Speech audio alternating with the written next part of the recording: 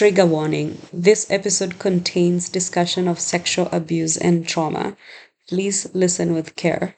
If someone has outbursts of anger, I will work with their liver energy, and it's like, and I will calm the liver and root the energy and ground it, because it's like a volcano erupting. So then you find that it starts to improve relationships because they're able to manage their anger better. We have our higher selves. Yes. And then we have multiple lives happening simultaneously. Yeah. And that constantly there's this interaction between all of them that's happening. So sometimes we're being triggered by something that's happened from a past life. Well, with the ancestors, often we're carrying their belief systems. And those belief systems block us because they don't suit our lives at this day and this time, because what is okay for me, like I can have a bank account, I can have a credit card, I can vote. I don't have to hunt and gather. Yeah. My ancestors couldn't, those Right. females, they couldn't do that. And so sometimes they're trying to live out their lives through you, or they're trying to protect you because that's not how women should live.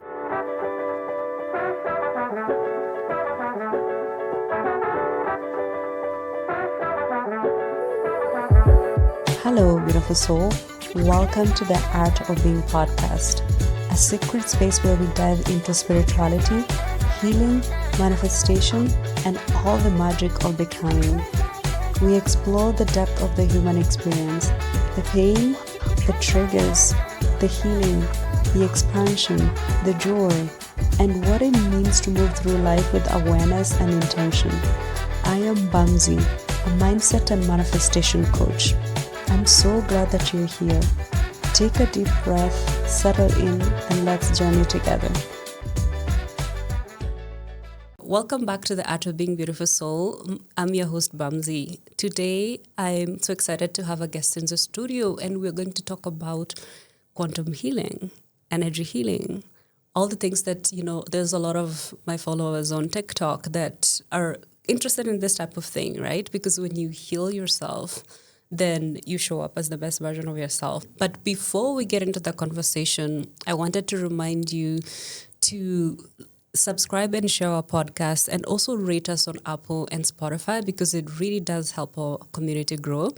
And to all the people that have subscribed so far, I want to thank you so much, right? Because I can see that it's growing, and I can see that, I can see a lot of comments from some people that are appreciating this type of conversation. So thank you so much. And now to the conversation. In the studio, I have with me Hannah. Hi. Who's our guest today? How are you? I'm very good, thank you. Good. So Hannah does a lot of things. Mostly it's in healing, as I said before.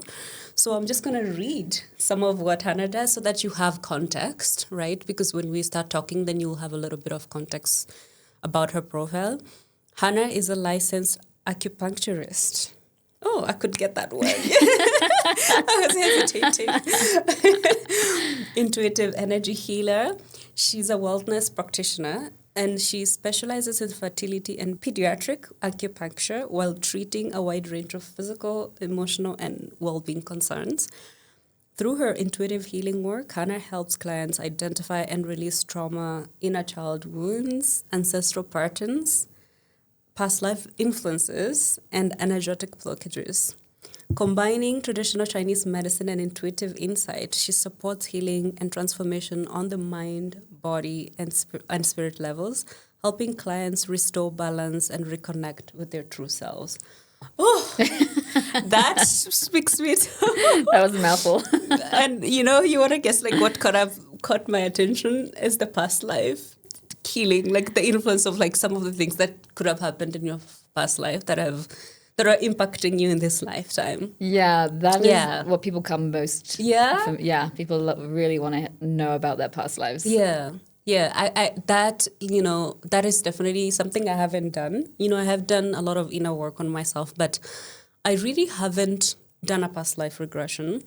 One time I did a hypnotherapy session where what I was describing was this woman in an old house in a barn. But when the hypnotherapist and I were discussing about it, she was like, maybe it's an energetic entanglement. It wasn't a past life necessarily, but it was during the height of my dark night of the soul. So she was like, oh, maybe there was like like Like an energy attached to you? sometimes like you're doing ancestral processing of trauma, which I know that I've done, like processed ancestral trauma.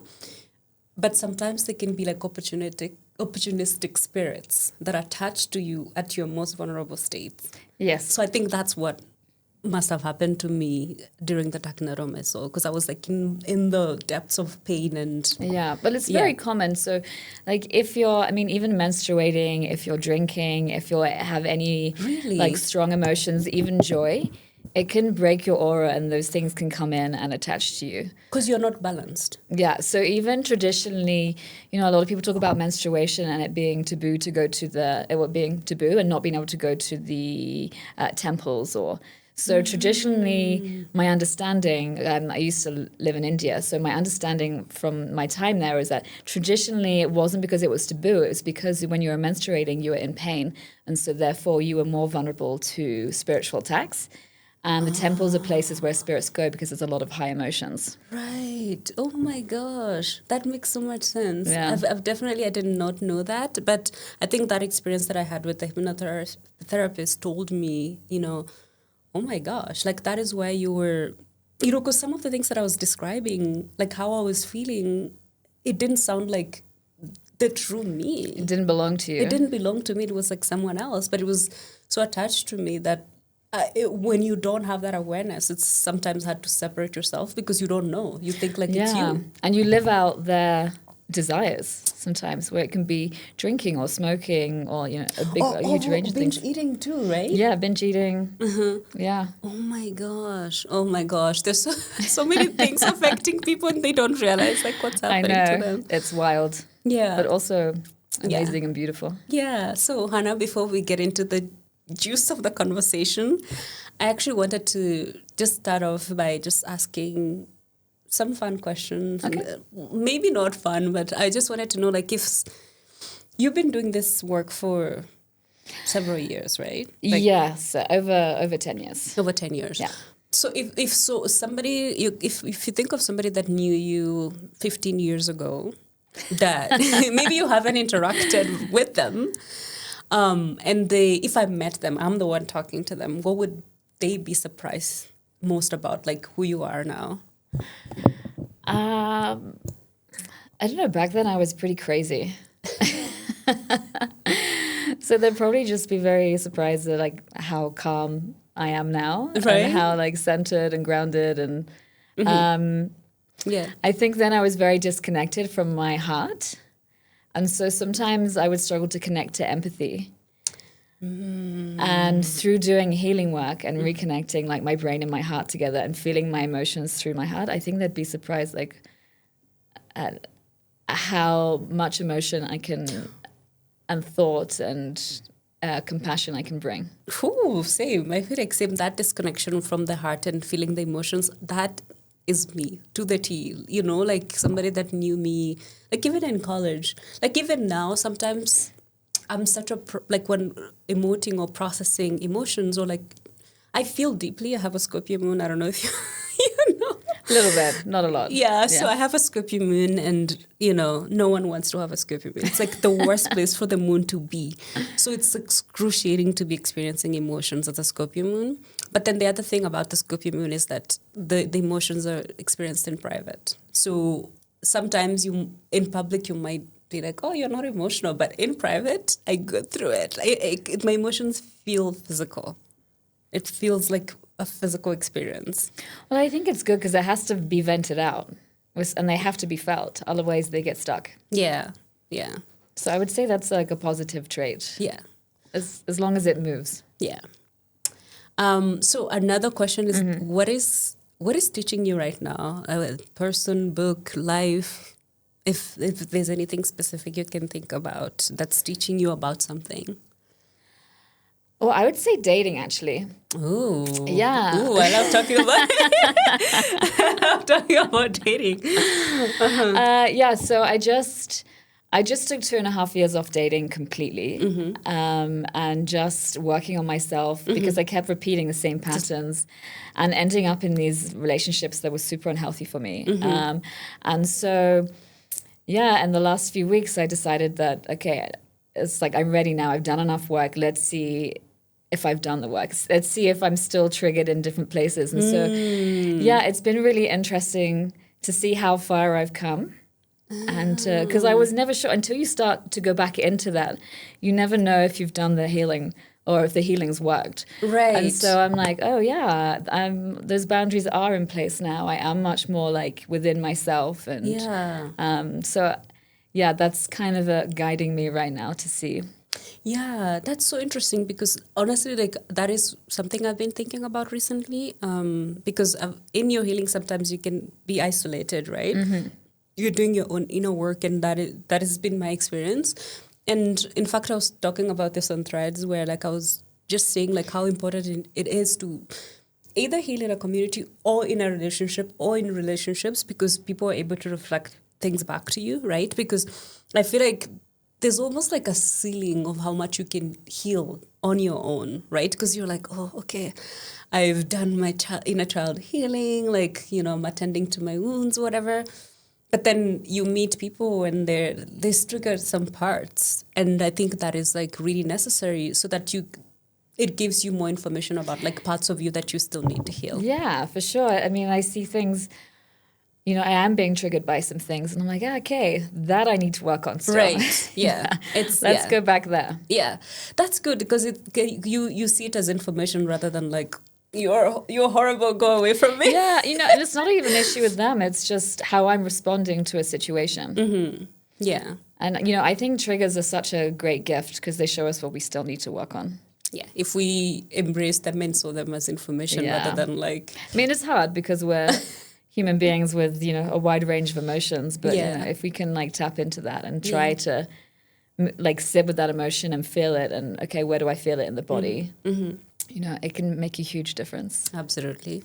So let's get into the gist of the conversation. So I kind of want to go back to your journey and how you became aware of your gifts. You've told me some of it, but I told you like, okay, you might have to repeat this because I feel like it'll be so interesting for people. And I know that there's some people that might be in the beginning of their own journey of discovering their gifts, their healing gifts. And like sometimes maybe they're so doubtful about what they're experiencing. And, and then especially in this context, in this continent, where some of these things are demonized, So I just want to understand like how you become aware of the gifts that you have about like healing other people and when you first became aware of them.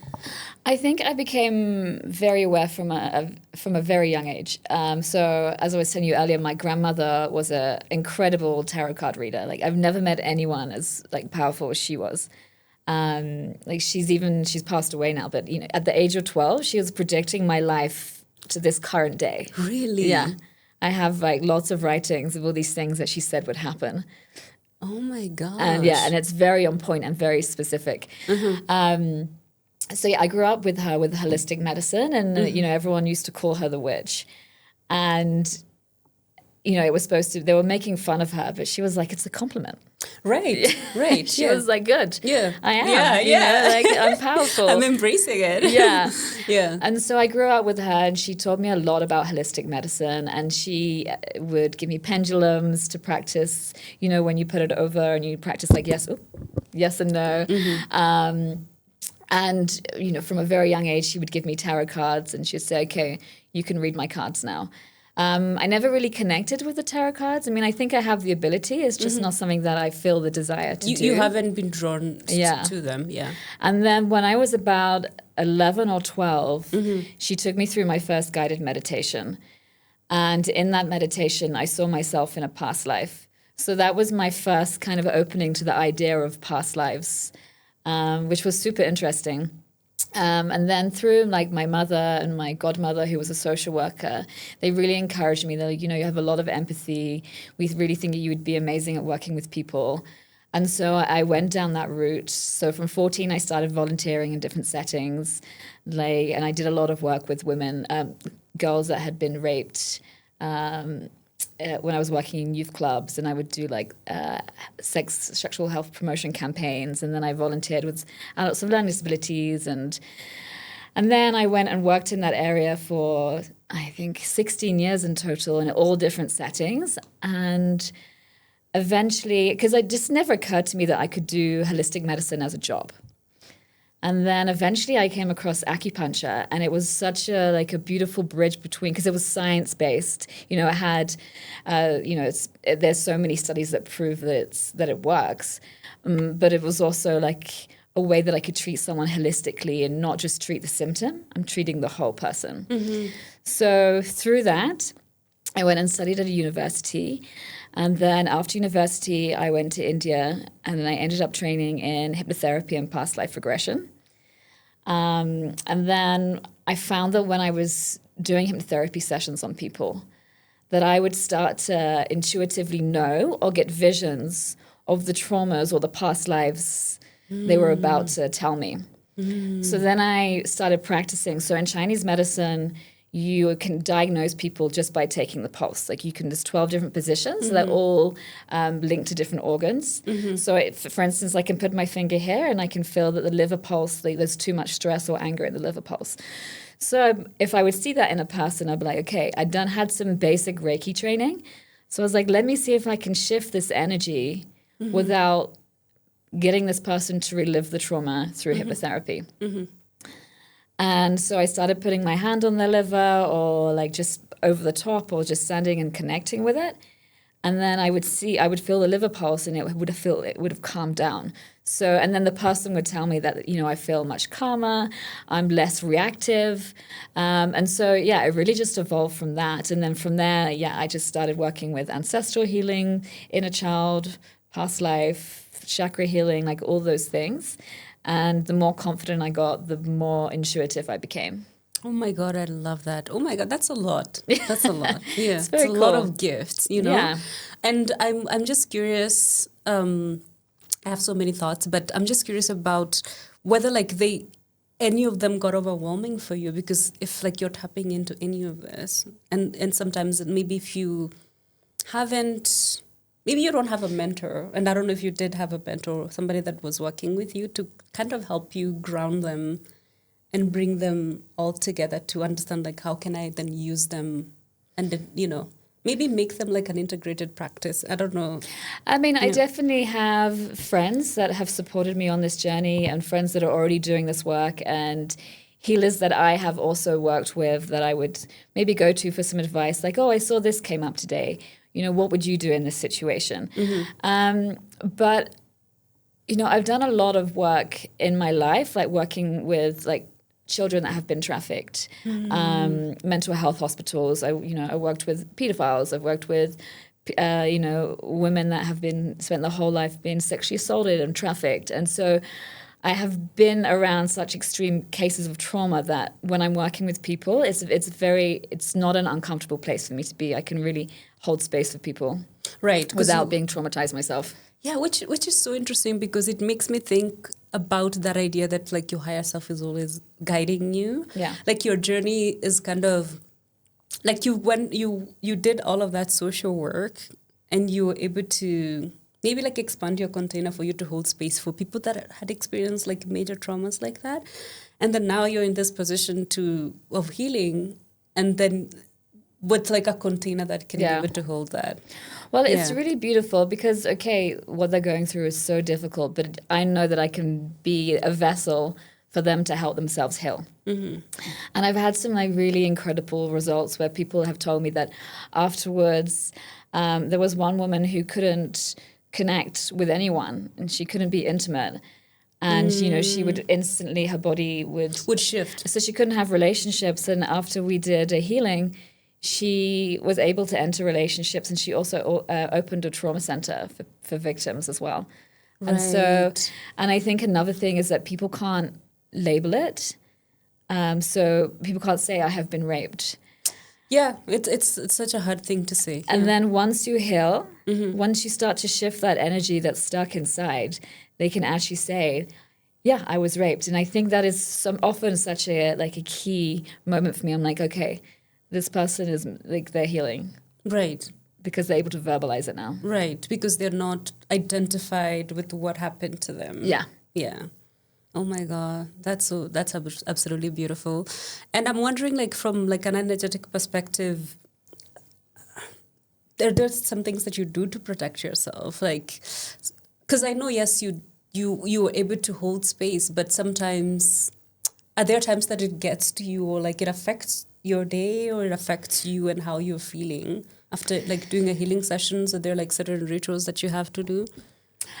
So before I start a healing session, I always start with a prayer. And it also depends on the person as well and what their belief system is. But it could be, you're connecting to God, to source energy, to angels, whatever. But just connecting to those energies and allowing them, like, so you're empty. So I'm emptying myself and I'm working as a vessel to heal through them. Right. Like it's not your own energy. No. Right. So, but also to protect me and the person and the client as well. I'm like, visualizing, putting you in a ball of golden light, myself in a ball of golden light, and then a little prayer that negative energies and entities cannot enter this space.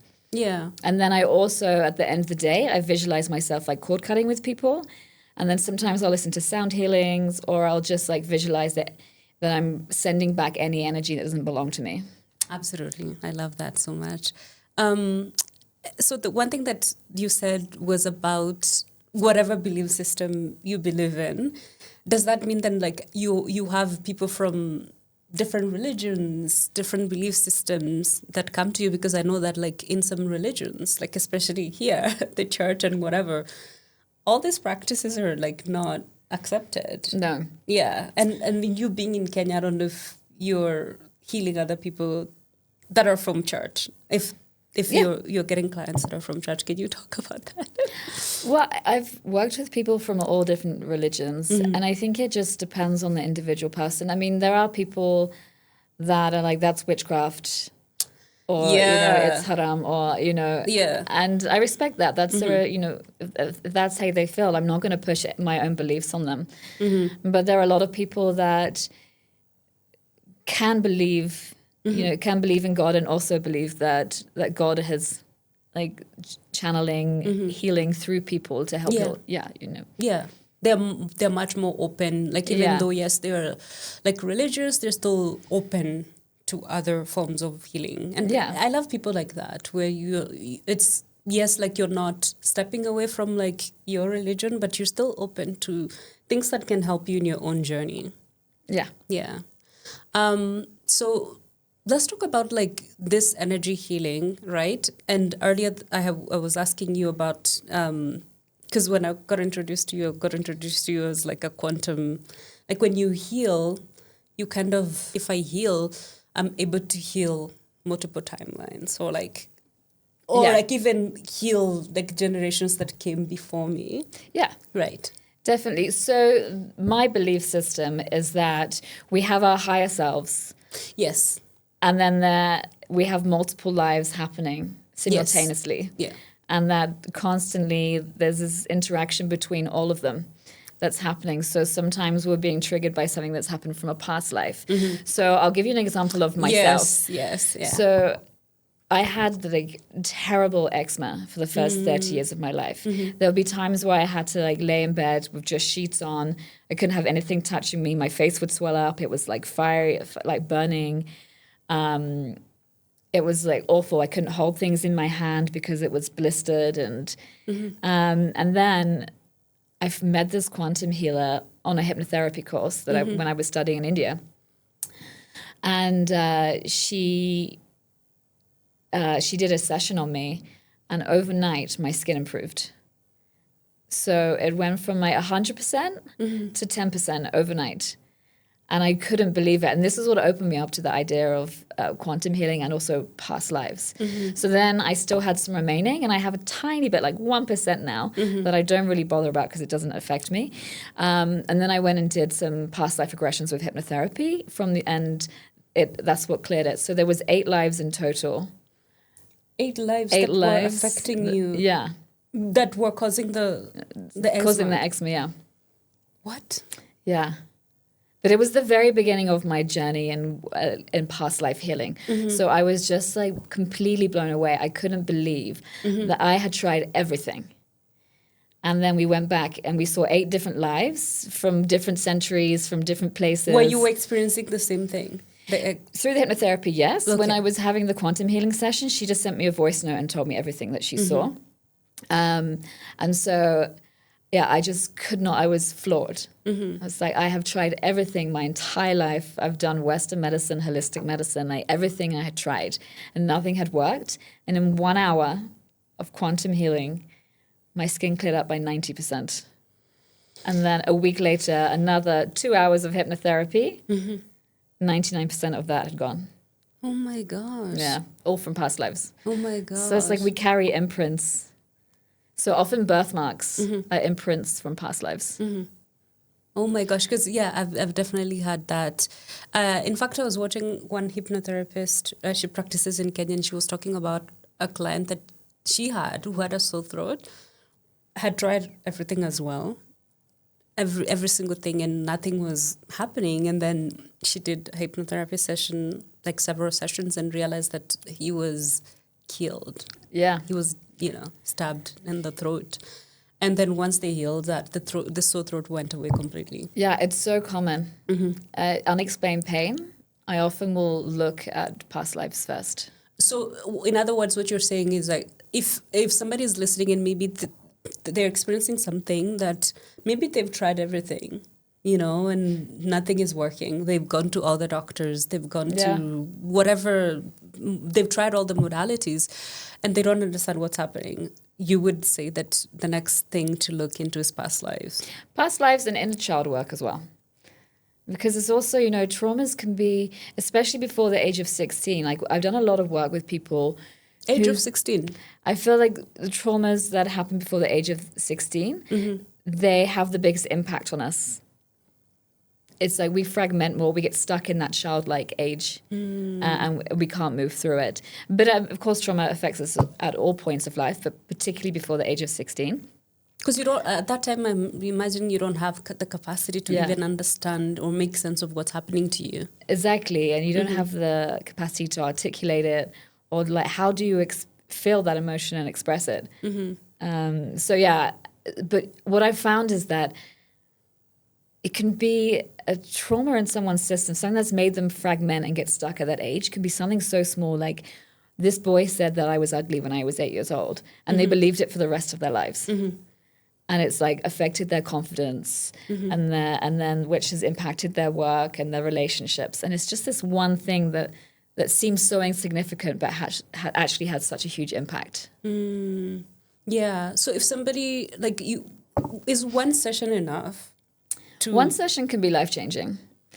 And so, I mean, it depends on the person. I have some women that come to me and they have their annual sessions with me. Every year they just want to check in. Yeah. And we're like, okay.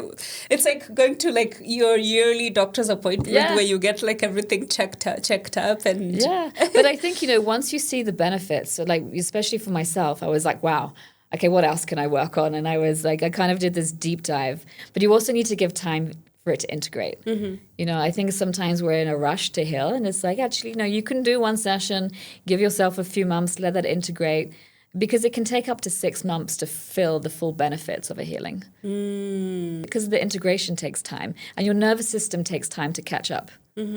Is that why maybe that can explain why some people like are doubtful about the healing itself? Like, and I would tell you about my example.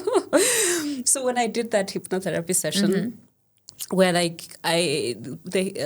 when I debriefed with the hypnotherapist, she was like, I think this was an energetic attachment that was attached to you, because I could literally see the visuals when I was under, like I could see the visuals of this woman, but then I was in my mind was trying to make sense of it. So I doubted. I was like, this is something I made up, right? I totally like left that session feeling like, oh, she didn't help me. And I felt like, yeah, I totally made that up, right? So, and I just continued, and like, I'm the type of person that likes to be very open, like even when I don't see, like even when I'm connecting to with my higher self, sometimes it's like I don't get the answer immediately, but I keep myself open. But this was 3 years ago. So I was open, but I was just like, yeah, I don't think that benefited me. And so I just left that session and I, just was like, okay, whatever, I don't know what happened. And let me tell you, it's not until like this year, and not to say that that's when I healed of, like I came out of that darkness, like a year later after that session. But later this year, like earlier this year, I had a recording with a spiritualist. And we were talking about, the opportunistic spirits that like sometimes can energetically attach to when you're in that vulnerable state, or when you're in those energetic states you were talking about, either you're excited or like you are so low, your energy is open. And so she was talking about that, like attachment, how the spirits can attach to you because it's opportunistic. It's a perfect client, like person to attach to. And that's when it occurred to me that's what's happening to me. Yeah. Back then. Yeah, it just takes time. And sometimes it's really hard to wrap your brain around as well. So you also need time and space to get to understand it.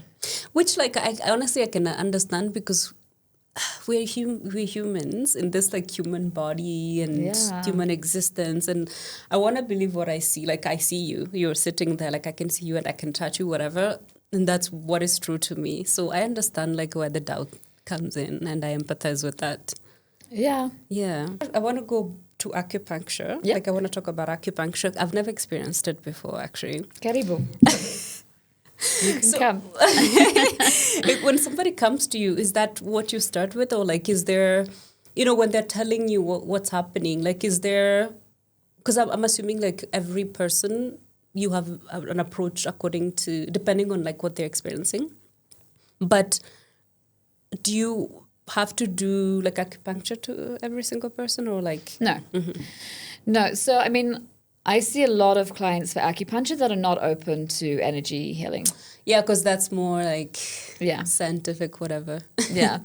But acupuncture is it's an amazing treatment and you can do so many things. You can support people on so many levels. Mm-hmm. But it's also a really good gateway to open up to spirituality because it works on all levels. Mm-hmm. And so often people will come to me and they have back pain. Mm-hmm. And then after a few sessions, I'm working on the heart chakra, connecting the heart and the brain, and helping people to feel emotions with the heart instead of intellectualizing them. And so I do find it's a really good gateway for people. It's kind of like an entry, low resistance type of way for them to experience those states, right? Because acupuncture is very good for calming the nervous system, but it's also very good for processing emotions and making you respond to emotions in a more appropriate way. So for instance, like if someone has outbursts of anger, I will work with their liver energy, and it's like, and I will calm the liver and root the energy and ground it because it's like a volcano erupting. Mm-hmm. So then you find that it starts to improve relationships because they're able to manage their anger better. And then once they're doing that, they're like, wow. So, and that opens up the idea of, they're more connected to their body, they're more connected to their emotions. And when you become more connected to your body and emotions, you become more connected to your spirituality. Right. Oh my God, that's absolutely beautiful because anger is like a secondary emotion, right? Yeah. So I'd love for you to talk about, you've talked about the liver and how it's connected to anger. So I would love to talk to you about like some of the major body organs and what they're connected to and what they're linked to. So in Chinese medicine, you have the 5 elements. Mm-hmm. So you have the fire element, which is the heart and small intestine. But it's also the pericardium triple burner, which we don't really recognize in Western medicine. Mm-hmm. But the pericardium is the muscle that protects the heart, and it's the gate to the heart. So it's if the pericardium is working as it should, it will open and close and let information in and out appropriately. But sometimes the heart center, you mean? Yeah. Mm-hmm. So if it's too open, sometimes you find that people will overshare. You just meet them and they tell you your whole life story and all their traumas. Oh, yeah. I've met people like that. Yeah. Or if it's too closed and it's completely shut, it's like hitting a brick wall. You can't get any information. And so that's the pericardium. Then you have the triple burner, which is basically the fascia that goes between the organs and separates and how the energy flows between them. So the fire element is all to do with joy and how we experience joy and communication. And, it's about love. Mm-hmm. And so when those elements are out of balance, often what you get is extreme joy, which can feel like anxiety, or a complete lack of joy, which can feel like depression. Or you have the extreme where you go between the two. And so when I'm working with a person, I'm always looking at how their emotions are flowing. Like, does the person stay in joy and like gradually come out of it? Or do they just stay in this position where they're like this, which is also not appropriate? Or do they fall really quickly? When you say joy, like if they're experiencing something. Yeah, if I'm asking you, tell me something about your life that you love, like what things you love to do. And you'll see them start to get excited. But it's like, how do they maintain that joy? And how quickly does it drop off? What is the eyes? Interesting. Yeah. And is that a way that you use to assess maybe? Like you could ask some things for you to tell? Yeah, it's a huge part of diagnosis in Chinese medicine is watching how emotions flow. Oh my gosh. Yeah. So then you have the earth element, which is the spleen and the stomach. So, and that is all about it's earth, it's mothering. It's so often people that have an imbalanced earth element, they're often like real caregivers. So they'll be the ones that are baking cakes for everyone or, going above and beyond. But like overgiving, you mean? Yeah. Okay. And often you find they're not able to receive support and love. And often they will look for sympathy, but when you give them sympathy, they'll reject it.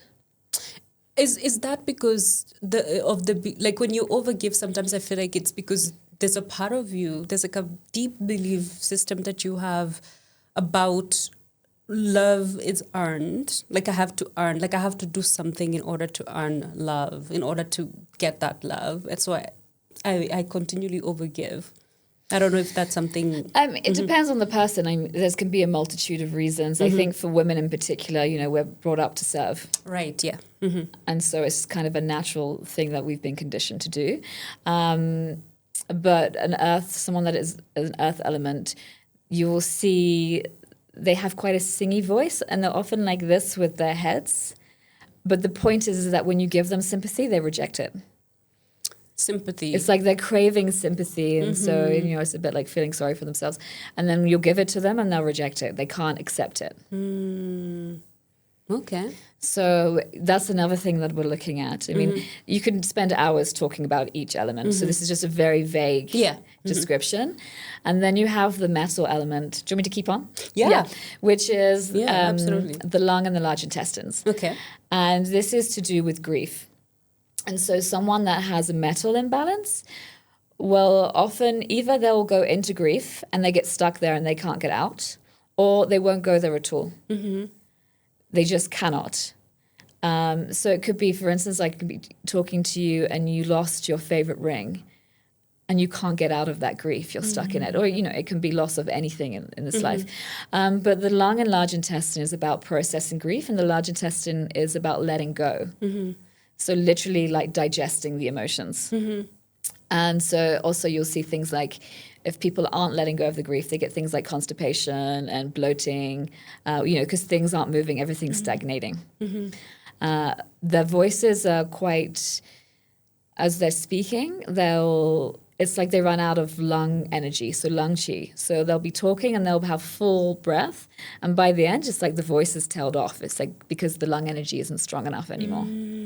So metal is also about connection to body. Okay. So if someone comes to me and they're really not connected to their body, I'm going to work on the spirit of the metal, which is called the Po, to help connect them and bring them in. Sometimes it's like people have been cut off from the head, and so it's like you want to bring them into their body to feel. Oh, yeah. Okay. So then you have the water element, which is about fear or lack of fear, and it's also the drive. So people that have a water imbalance, will often, you'll see, I have a water imbalance. So often when I'm relaxing, I look like I'm like a deer in the headlights. My eyes are... When you're relaxed. Yeah, that's just like my neutral position. So it's a lot to do with fear or lack of fear, and it can, flip between the two. So for instance, you can be talking to someone, you're not really sure, and you're like, so what do you do for fun? And they're like, oh yeah, I like to mountain bike at night. You're like, well, that's not normal, So that is like an extreme lack of fear. But they'll also be someone that's very cautious and they're always looking for exits and prepared for the worst case scenarios. They're really good at protecting themselves and the people around them. So it's like they're doing that in order, so then like it compensates for that lack of, because they're prepared. Yeah.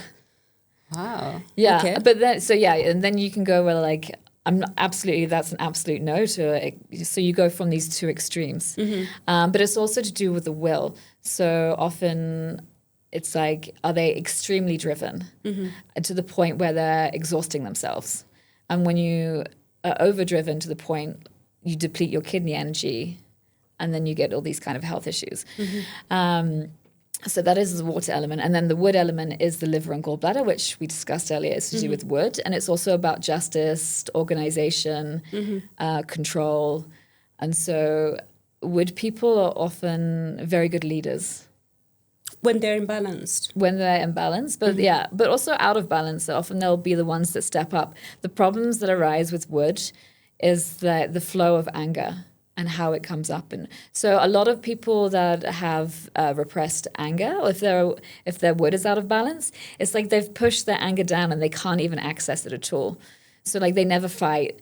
They're like, oh, I don't get angry. And it's like, okay, but that's not normal to not get angry. That's literally me. Let me tell you, if you tell me if this is not normal, right? Because you just describe me, because I always, this is something I always tell people. And, whenever I see people, I see people that process their anger, like they can take something and break, throw it to the wall and break, and like that is how they process, or like they can shout and whatever. I've never had access to that direct type of reaction. Right? So if something happens to me that like would cause somebody to be angry, for me, I want to retreat. I want to go and be sad. Right? So I go directly to sadness. And I feel like the only times, and I tell friends this all the time, there are times that I've felt, I feel anger coming up, and that's to do with like issues about women, any issues about injustice for women, and the type of topics we talk about when it comes to women and the injustice and the patriarchy and whatever. So that gets me riled up, right? But it's not to the point where like I'm shouting, or like I've never tapped into that where I'm able to just get that type of reaction. But I always find myself like, just getting that irritation and down. Whatever. So that's not normal to not, because I'm like, I have direct access to sadness, and people that have direct access to anger, like they don't go to sadness. So I feel like I'm on the other side, But there's also people that can do both. Yeah. Okay. So when you're able to do both, you would say that, okay, that you have the balance because you have access. It's appropriate. Right. The emotion is coming and going and it's flowing as it should. I think, often we just get stuck in our emotions and we don't let them flow. And it's like we get stuck in the anger, or we push the anger down and we don't let it come up and let it move through the body appropriately. And so then it can show up as tight shoulders and neck. It can TMJ, or digestive issues, extreme health issues, mental health issues, It's if we don't allow the emotions to flow, our body will show us. Yeah, so as you're saying that, I'm like, okay, so if I'm supposed to be in balance, right, I'm supposed to access anger as well. But when something happens, I don't even, I've never seen myself push the anger. I just feel like I'm... Yeah, you won't be conscious of it. It'll just be, it's just your natural state for you. And so when I'm working with people, the more work we do, the more you start to see those emotions have the space to come up. So, I will be making a conscious effort to work with that emotion. And so often people will start to feel rage. And they're like, I feel rage, like I want to burn. I cannot imagine myself. Like, it's that weird. You find people like me who are like, I cannot imagine myself like feeling the rage, because I really can't. It's possible. And maybe use the women injustice to get me to that. Yeah. That is an entry.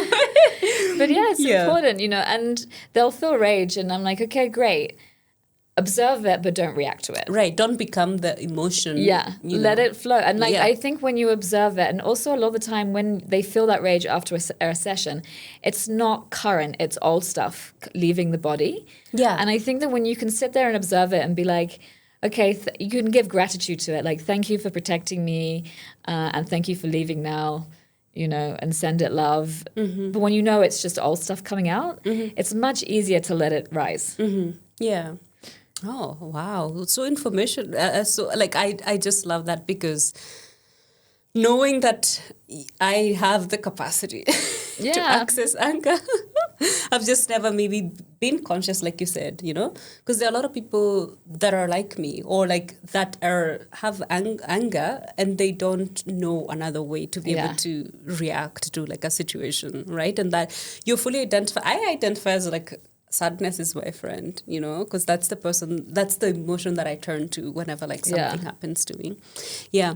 So let's talk about some of the maybe common issues that you experience of people that come to you, and both men and women, if you work with both, but let's maybe start with women, and especially because of, we still live in a patriarchy, right? And so I'm assuming like a lot of issues maybe are caused by like the system. So let's talk about the common things that you experience with people that come to you for healing.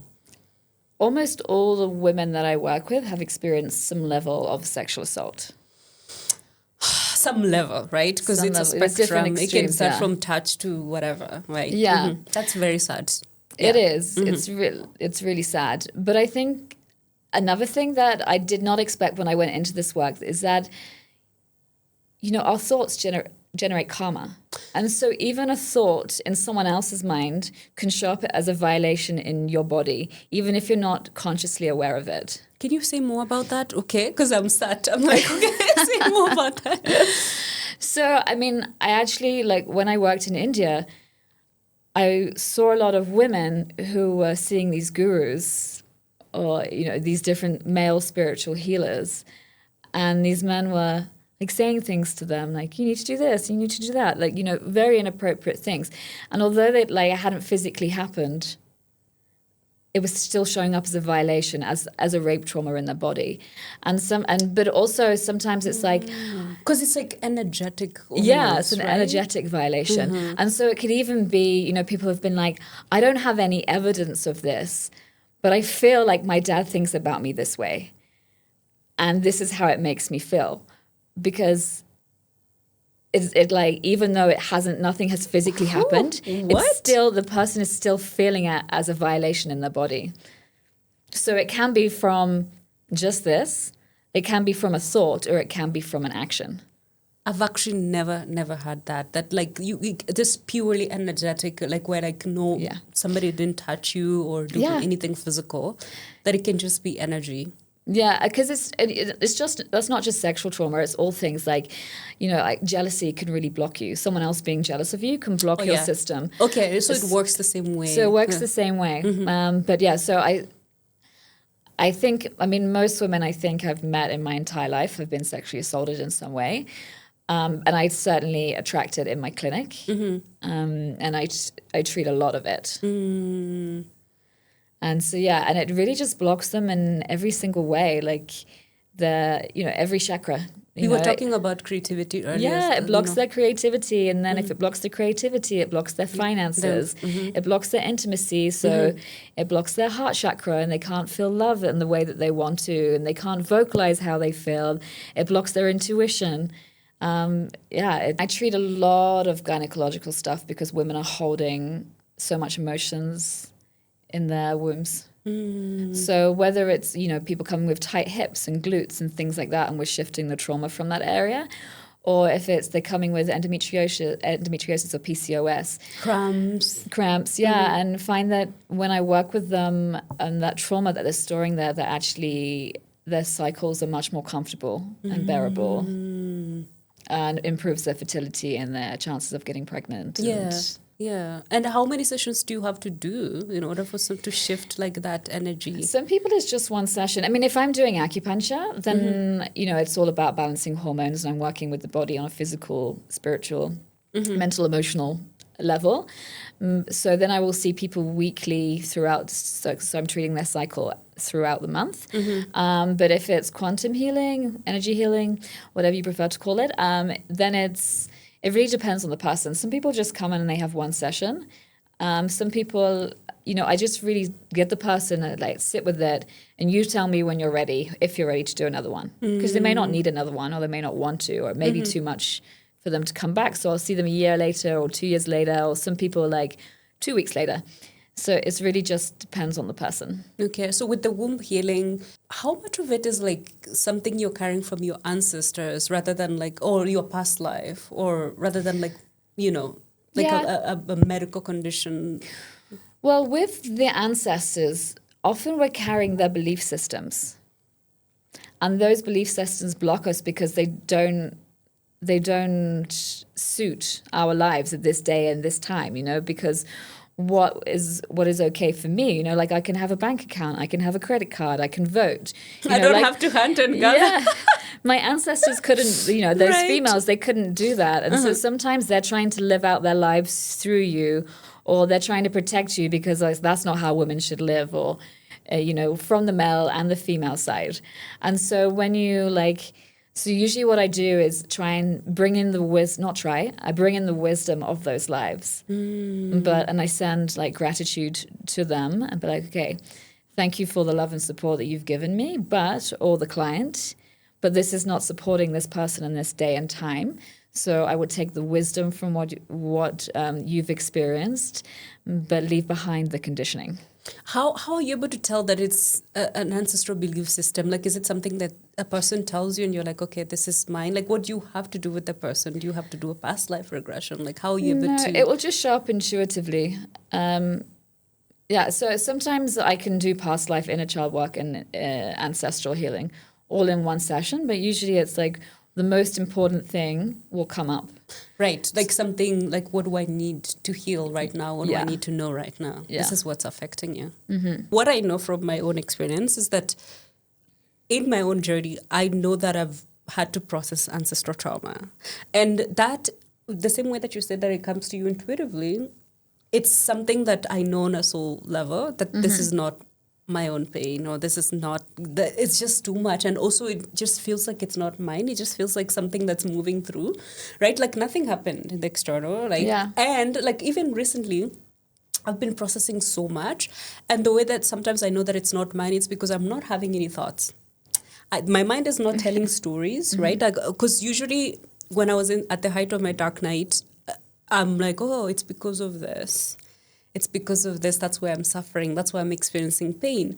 But when I'm just crying so much and I'm just feeling that pain on a soul level, but the mind is empty. I'm not telling any story. There's no ego attachment to anything. And it's just pain. I'm like, that is not mine. Yeah. Yeah, that is not really mine at all.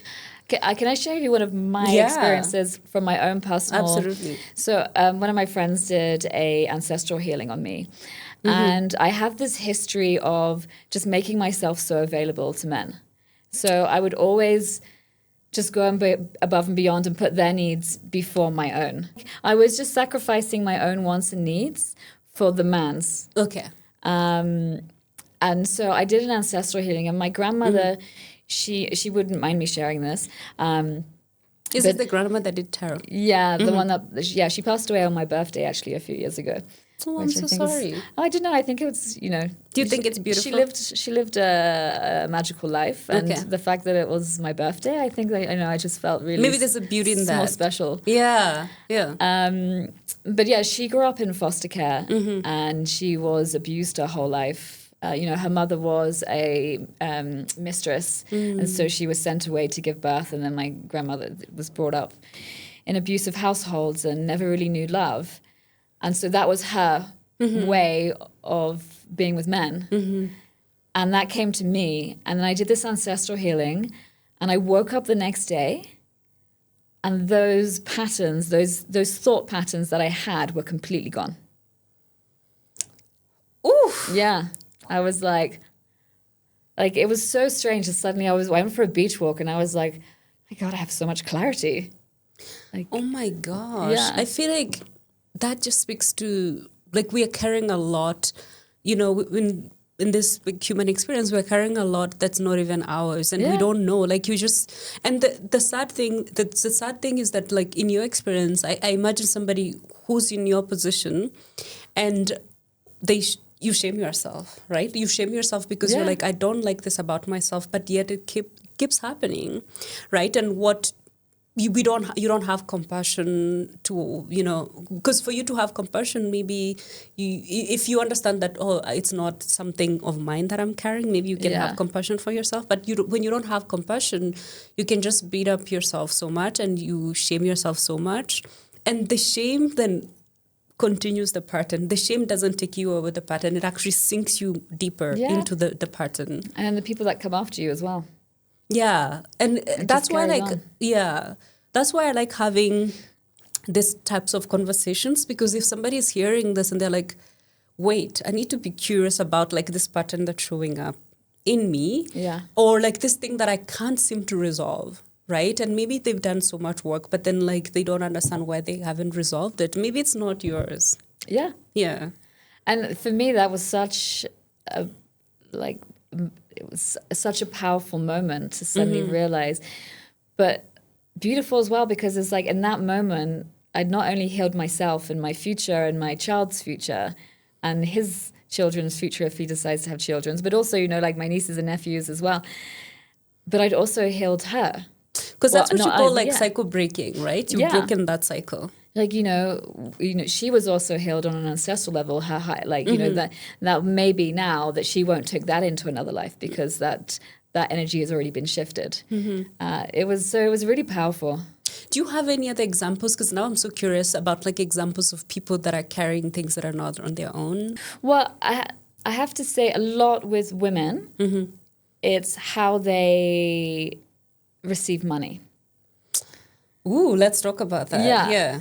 Because historically we weren't earning money. Okay, we were doing lots of work, Yeah. but the money wasn't our own. And money wasn't even there. Like, Yeah. money is just this thing that has been created, right? Yeah. Yeah.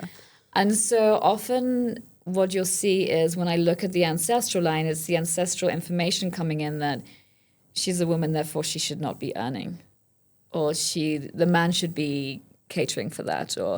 And so when you clear that, it opens them up for expansion and more abundance in their life. Or it can be around religious beliefs and romantic relationships, and like two people from two totally different religions and cultures that are loving each other and trying to be together, but they're struggling. And actually, when you work with the ancestral lines and you clear those old belief systems from their system, they're able to find harmony in that. You realize that it wasn't something from this timeline that's affecting you. It's something that both of your really ancestors old. struggled with. Yeah.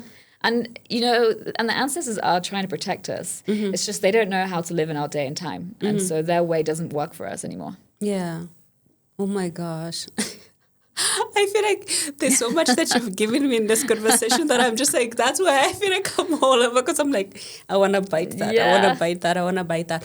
But I honestly, like, what I found so interesting, for me at least, is like the things that are happening to us that we don't know. Like, you don't know what's happening to you, but it's, it's something that maybe if you are open to these types of modalities, right? Yeah. And there's so many things at play. There's past lives, there's current lives, your inner child. But there's also karma. Karma is a huge one. And so a lot of the people that we're close to, the people that we connect with instantly, it's usually because we have a past life with them and we're remembering them. I know that. You know how people say, like, I felt butterflies. I'm like, that is, I don't know if that's a good thing, but I've experienced that. Yeah. And so usually when someone shows up in my life and I have an instant connection to them, it's like I'm remembering them. And that can be good or bad. Even if it's a person who has not treated me very well. Usually when I look in, it's like we're on this karmic cycle together, and we have chosen to incarnate and teach each other these lessons. And they had to teach me that lesson by treating me badly in some way. And I had to learn how to have boundaries to not be treated that way.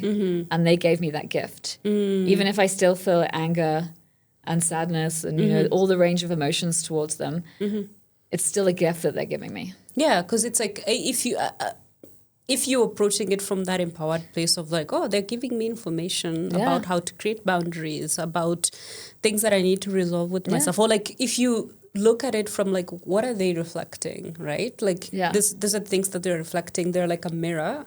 Then if you look at it from that point, then it can be empowering rather than like, you know, that person is, you know, horrible. And like, that's when like, of course, when you don't have that awareness, you can look at that, you can just treat them as like, oh, they're just a horrible person, but they're like in your life for a reason, even though they didn't treat you like the best way. If life's not hard, we don't learn. Isn't that so true? Like sometimes I feel like in my own life, I felt like there are some lessons that I actually needed to go through the suffering, unfortunately. You've got to sit in the darkness to appreciate the light. Yeah. Otherwise, what's it all for? And like when you sit in the darkness, the depth of appreciation you're going to have is so different than what you would have had if you hadn't learned it the hard way. Yeah, I feel like if everything was good all the time, we'd probably be a bit numb.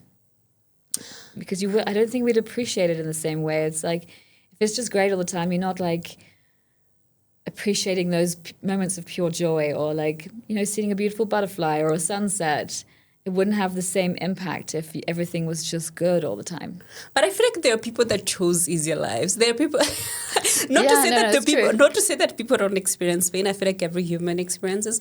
But I feel like there are people that are having like an easier lifetime because that maybe their soul is like resting from like processing a lot of things. So therefore like their life looks much different from yours. And sometimes when you don't understand like what is happening or whatever, you can compare yourself. Like, let's say you went to school with somebody like that, you know, and after school you see like their life just seems like it's smoother and you're struggling, but you don't understand like what you're going through, what you're processing, what maybe your ancestors chose you to process some of their things, right? And that other person is like resting in this lifetime. That is what I've had to, like, that perspective is what has helped me not compare so much. But also, that's what we observe. We don't know what's happening underneath. Right, because, you know, whatever you see online or in public, sometimes it's not a representation of like what is going on behind the scenes. Yeah. I remember when I was studying hypnotherapy, I was like, oh, I think I've chosen a really easy life because and then my teacher was like, have you chosen an easy life or you just disconnected from your emotions? And I was like, And then I went through this journey of connecting my brain to my heart and feeling with my heart rather than being like, I'm fine, nothing can like push me off. I like, you know, I'm so in control of everything all the time. And I wasn't. I was just You're depressed. closed off. Were you like, you know, those love and light, you know, you don't trigger me. Everything's fine. You don't trigger me. You don't affect me. And like, you know, just love and light everything. Because that's when you're that.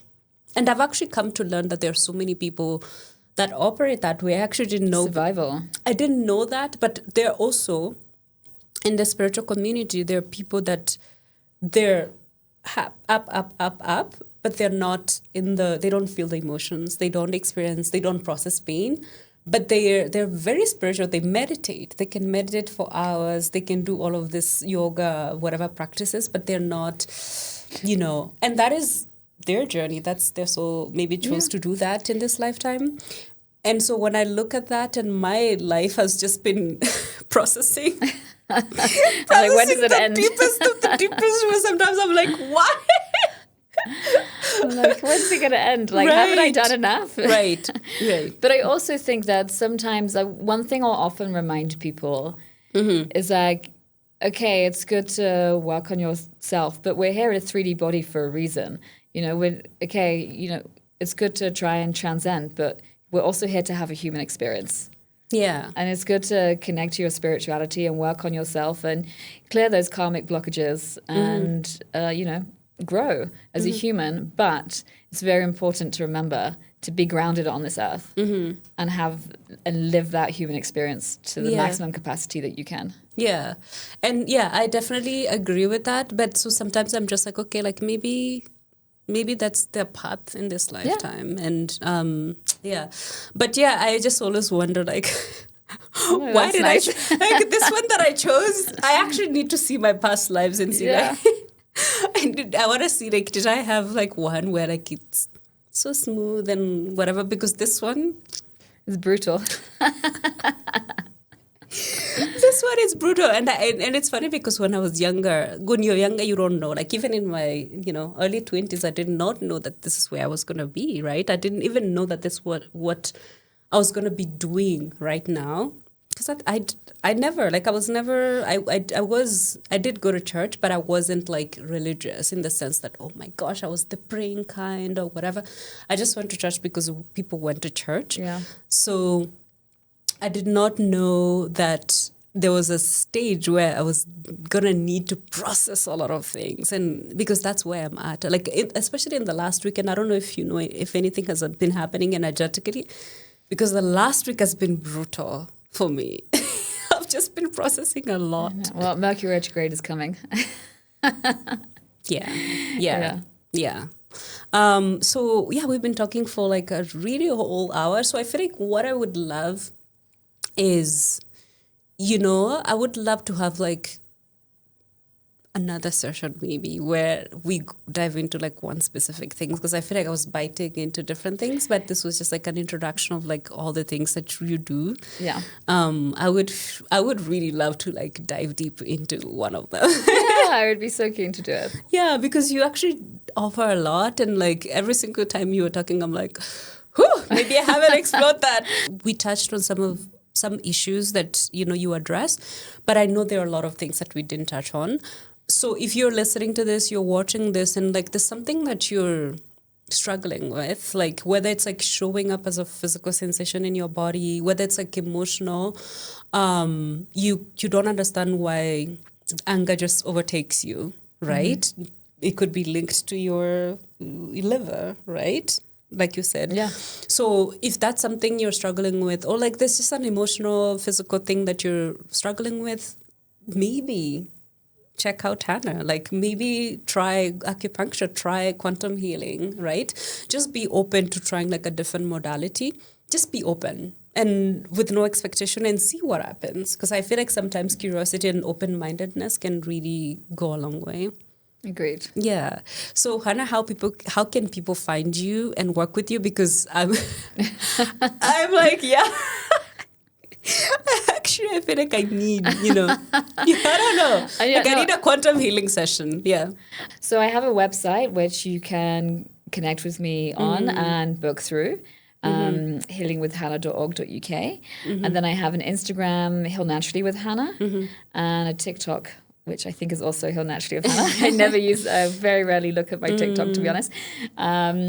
So you can find my website through my Instagram, or you can DM me. Right. So like if they go through to your Instagram, TikTok, they can find all the links, whatever. Yeah. And I also work remotely. So I'm based in Nairobi. But if people want to try quantum healing, I work with people all around the world. I have people in Miami, in Europe, like all around Africa.